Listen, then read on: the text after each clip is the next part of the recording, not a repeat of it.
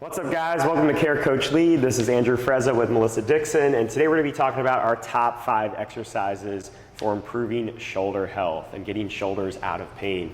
So we recently shot a video about one of the biggest flaws we saw in CrossFit programming, which is not enough horizontal pulling. So spoiler alert, our number one exercise pattern really is to do more horizontal pulling.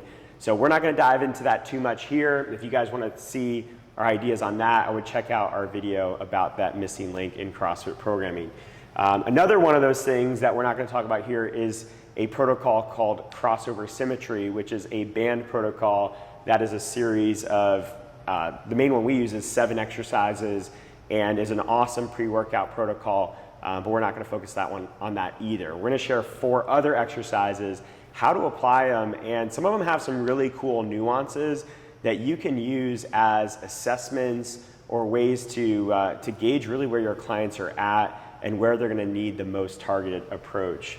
So this first one is the single arm high pull, and this is one that we were exposed to through a company called Active Life, which is the company that taught us our movement assessment. And basically it is a single arm upright row where you're pulling that dumbbell or kettlebell right up the center of your body under your chin. Okay, and what's really cool about this movement is, number one, it is a great way to counteract some of the different patterns that we typically see in a functional fitness setting.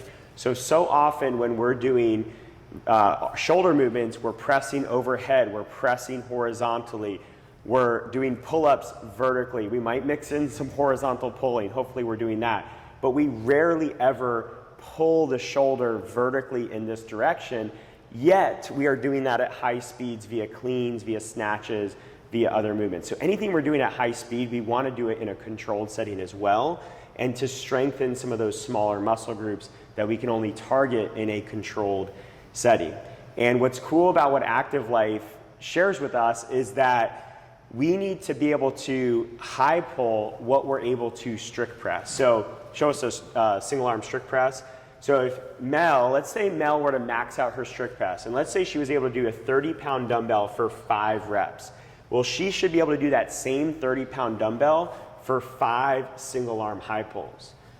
Another metric you can use with the high pull is pull-ups, your strict pull-ups. So let's say Mel can do 5 strict pull-ups, and let's say she's at a body weight of 150 pounds. She should be able to do a third of her body weight for those same 5 reps. So she should be able to high pull a 50-pound dumbbell for 5 reps. So you can use both of those 2 comparisons to see how far off your high pull is.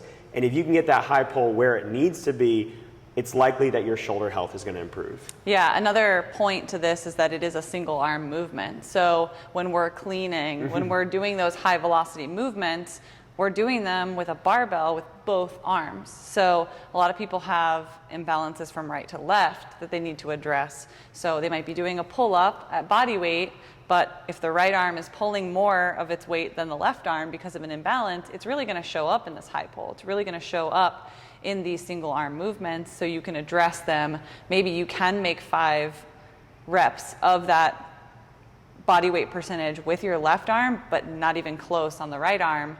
We've got work to do. We've got a square one to start from. Yeah, it's funny, actually for me, my right arm is stronger on my high pull, but my left arm is stronger on my single arm press. So you ever seen people that will maybe sometimes helicopter or spin when they snatch?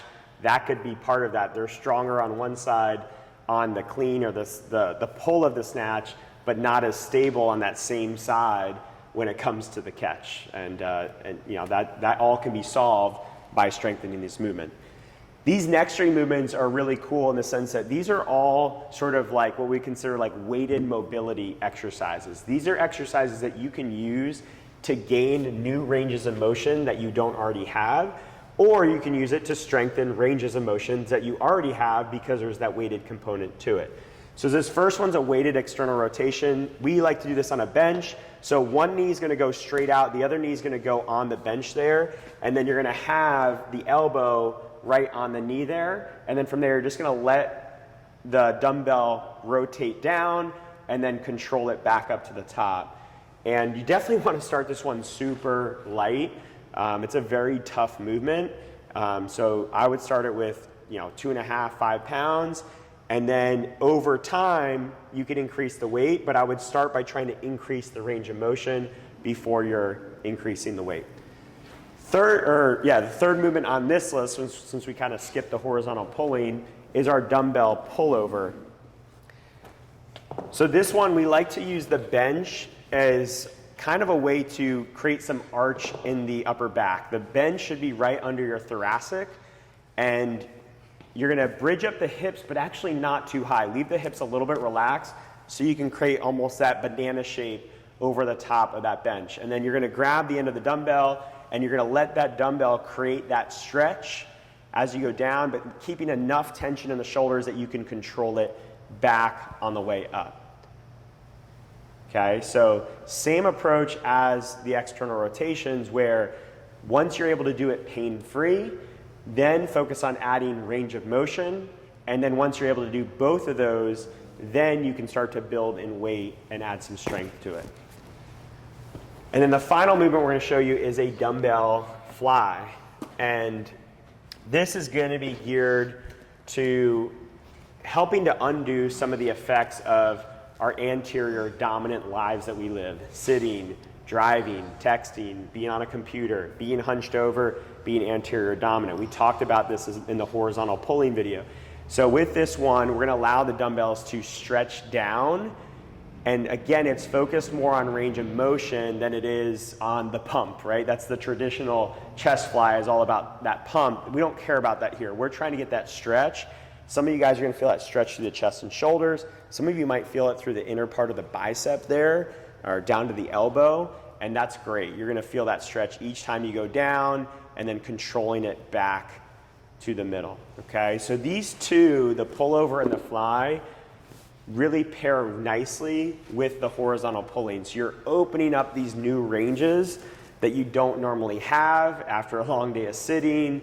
You can open up those new ranges, and then you reinforce and strengthen those ranges via some good horizontal pulling, and that way you're putting that shoulder in the best position for success, and not just gaining passive flexibility, but gaining controlled ranges of motion that you really own.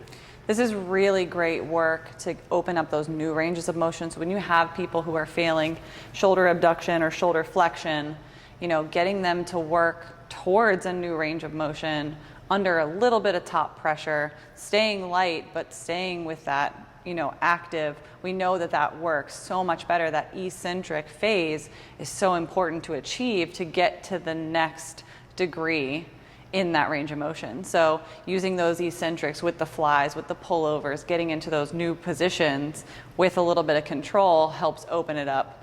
It's a lot of chiropractors and PTs who are giving those types of stretches and those active release mechanisms in our muscles to, get to that new realm. Why not do this for your clients on the day-to-day? Yeah, and the cool thing about a lot of these exercises, all these exercises, are measurable, right? So much of what's done in a PT rehab environment isn't really measurable. Not to say those exercises are bad, they have a place, but what's cool about this is you can measure the range of motion just via videoing, or having a coach that can watch you, and you can measure the weights that you're using. And again, it's not to say that the goal is to just add pounds everywhere, but as you get stronger at these moves, and as you get more exposure, through improved coordination and the body responding, you're going to naturally be able to add weight, and it's cool to have that measurable component to see your shoulders improving, not just, hopefully seeing your pain go away. So hopefully you guys found this helpful. If you have any questions or comments, leave them below, and we'll see you in the next video.